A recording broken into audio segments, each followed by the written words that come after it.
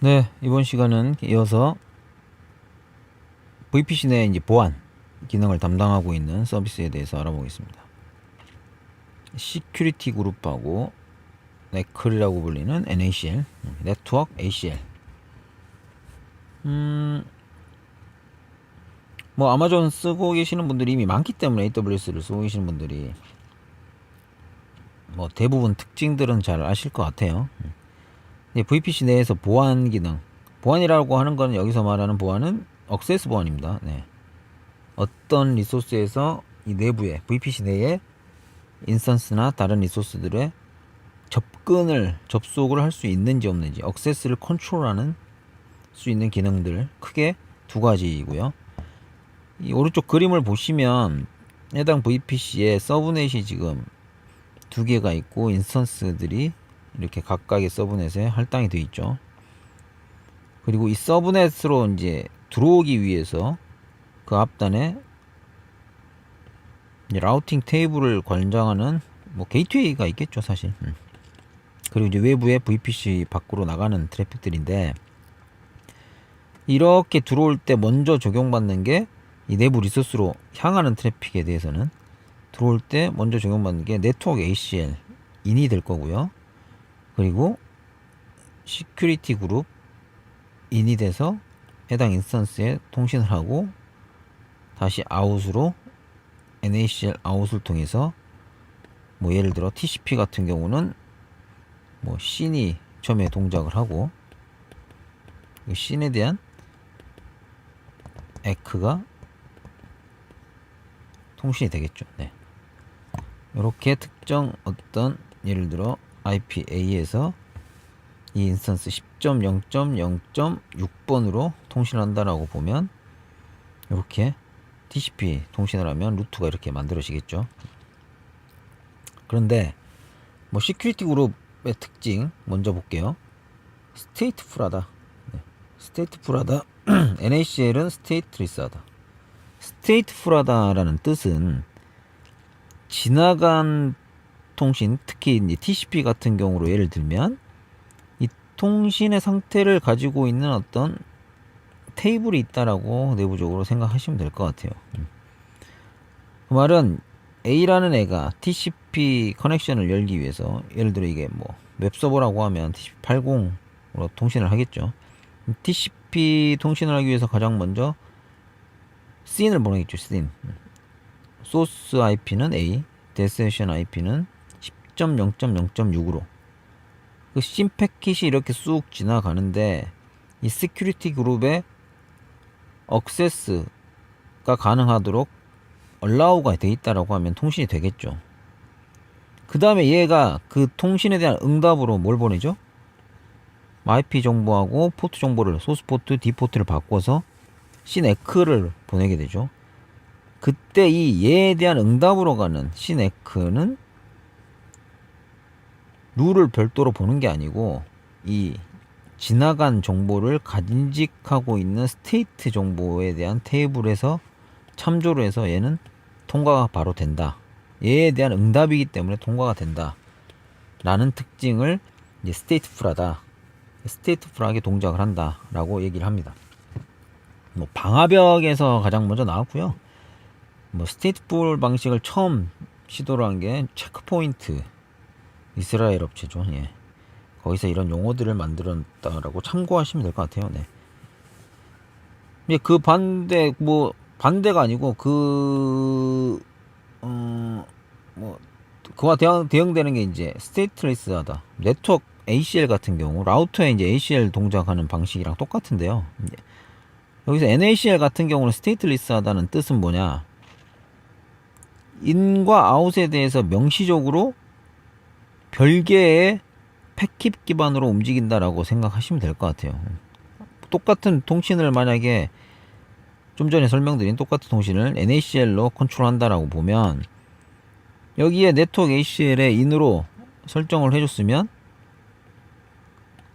얘에 대한 응답으로 나오는 시네크 패킷 얘는 소스 IP가 10.0.0.6이 되겠죠. 그죠? 그리고 데스티네이션이 A라는 어드레스가 되겠죠. 그리고 소스 포트가 80이 될 거고, 데스티네이션 포트는 얘가 아까 달고 온 소스 포트가 되겠죠. A의 TCP 소스 포트.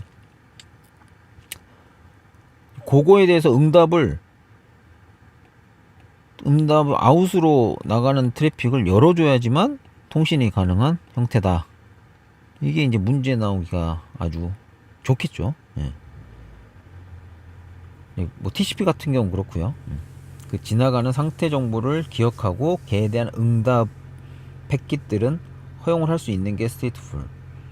그게 안 되는 것들은 스테이트리스. 패킷 바이 패킷으로 다 까봐야 된다. 까서 룰을 맞춰봐서 통신이 되는지 안 되는지를 확인을 하는 과정을 거친다 라고 하는 게 스테이트리스 라고 생각하시면 될 것 같고, 스테이트풀이 시큐리티 그룹, 그 다음에 스테이트리스가 네트워크 ACL 이다 라고 생각하시면 될 것 같아요. 네.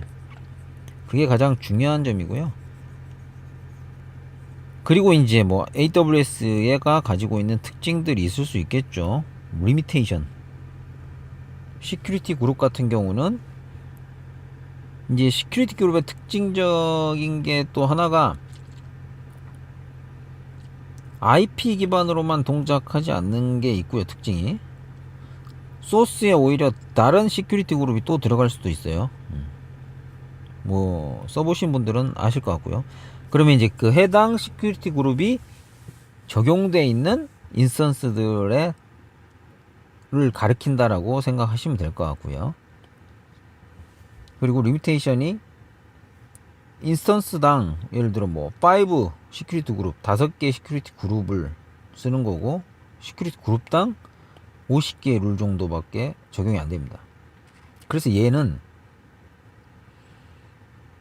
allowed 하는데 그룹을 나눠 가지고 인스턴스의 유형이나 어떤 그 통신에 대한 통신을 해야 되는 대상들의 목적에 따라서 그룹을 좀 분리를 하고, 인스턴스별로. 그다음 룰 같은 경우도 일반적으로는 allowed 룰.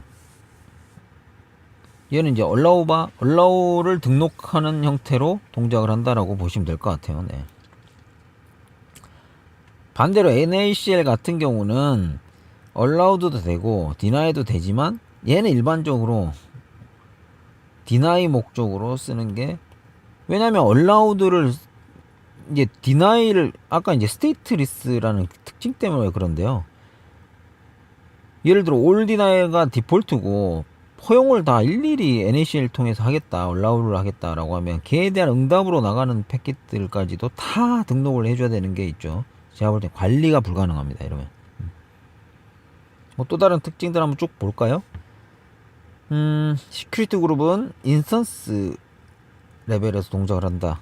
인스턴스 바로 앞단에서 랭카드에 설정이 된다라고 이해하시면 될 것 같아요. 네트워크 ACL은 서브넷별로 동작을 한다. 얘는 그 해당 서브넷에 연결되어 있는 모든 인스턴스에 영향을 준다라는 거고요. 얘는 only allowed만 지원을 하고 allowed, deny를 다 지원을 한다. NACL은 stateless 말씀드렸고요. 얘는 그러다 보니까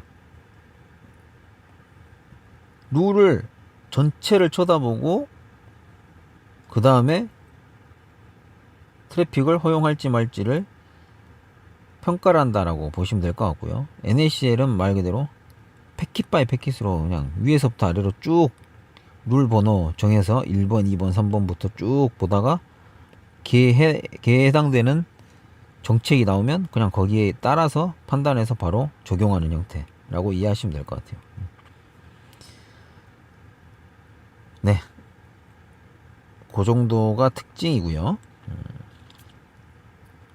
요거는 이제 뭐 인스턴스를 만들거나 시큐리티를 이제 나중에 인스턴스에 적용할 때 특징들에 대해서 말씀을 드리고 있어요. 확인을 이제 실제 변경이나 어떤 액션을 취할 때 영향도를 파악할 때 좀 필요한 부분들인 것 같아요. 네. 그 정도를 이해하시면 될 것 같습니다.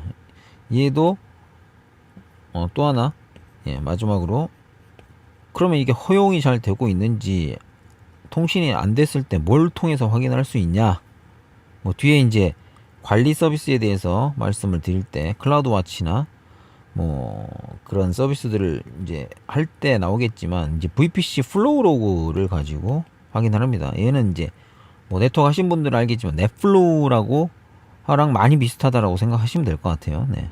소스 IP, DIP, 뭐 바이트 수, 뭐 들어온 찍힌 시간,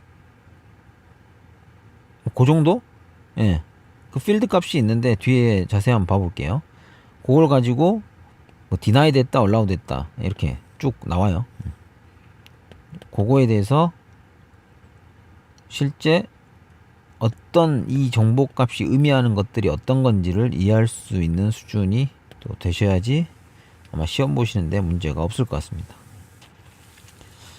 네, 여기까지 시큐리티 그룹하고 네트워크 ACL에 대해서 설명드렸습니다.